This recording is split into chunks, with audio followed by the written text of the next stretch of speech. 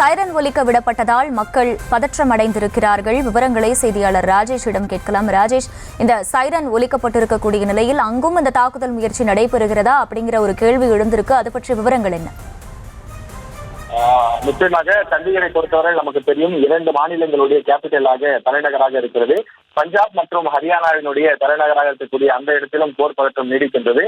பாகிஸ்தானின் 3 போர் விமானங்கள் வீழ்த்தப்பட்டிருக்கக்கூடிய அந்த காட்சிகளும் அதனோட தொடர்புடைய அந்த செய்தியும் நாம் பார்த்துக் கொண்டிருக்கிறோம். பாகிஸ்தான் ராணுவம் முழு வீச்சிலே தங்களுடைய தாக்குதலை தொடங்கி இருக்கிறார்கள் என்பதுதான் நாம் தெரிந்து கொள்ளக்கூடிய செய்தியாக இருக்கின்றது.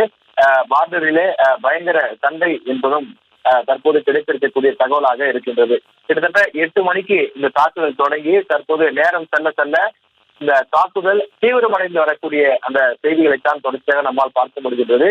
எல்லையோர பகுதிகளாக இருக்கக்கூடிய ராஜஸ்தான், அதே போல அங்க இருக்கக்கூடிய அந்த மற்ற பகுதிகள் பஞ்சாப், ஜம்மு காஷ்மீர் போன்ற இடங்களிலே மிக தீவிரமாக வான்வழி தாக்குதல் நடைபெறுவதாகவும் நம்முடைய எல்லை ஓரத்தில் இருக்கக்கூடிய பாதுகாப்பு படை வீரர்கள் தொடர்ச்சியான கண்காணிப்பு பணிகளிலும் பதில் தாக்குதலிலும் அவர்கள் ஈடுபட்டு வருகிறார்கள்.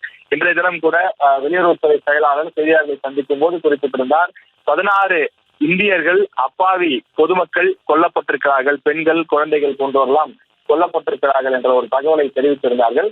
நிச்சயமாக பாகிஸ்தான் ராணுவத்தை, பாகிஸ்தானை நாங்கள் சும்மா விட போவதில்லை என்றும் அவர்கள் சொல்லியிருந்தார்கள். இந்த நிலையிலே தற்போது இந்த விஷயங்களை நாம் பார்த்துக் கொண்டிருக்கிறோம்.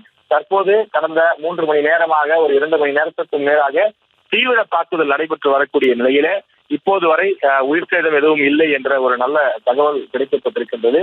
பாகிஸ்தானியர்கள் மிக தீவிரமாக இறங்கி நம்முடைய எல்லையோர மாநிலங்களிலே தீவிர தாக்குதலை தொடங்கியிருக்கிறார்கள். அவர்கள் தங்கள் கையில் இருக்கக்கூடிய ஆயுதங்களை எல்லாம் பயன்படுத்தி இந்தியாவின் மீது, குறிப்பாக பார்டர் எல்லை பகுதி மாநிலங்களிலே கண்மூடித்தனமான தாக்குதல்களை செய்து வருவதாக தெரிகின்றது.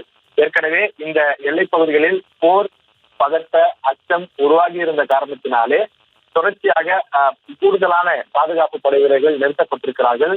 அது மட்டும் இல்லாமல் நம்முடைய ரேடார் கருவிகள் கூடுதலாக கொண்டு வந்து அங்கு வைக்கப்பட்டிருக்கின்றது.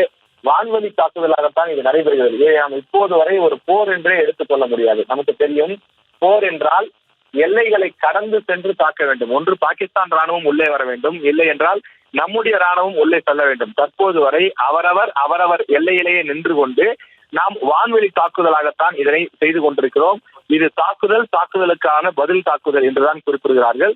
இது ஒரு போர் என்று நாம் எடுத்துக்கொள்ள முடியாது. ஆங்கிலத்தில் இன்வென்ஷன் என்று குறிப்பிடுவார்கள். அது போன்று ஒரு நிலை இல்லை என்றுதான் தற்போது வரை அறிவித்திருக்கிறார்கள்.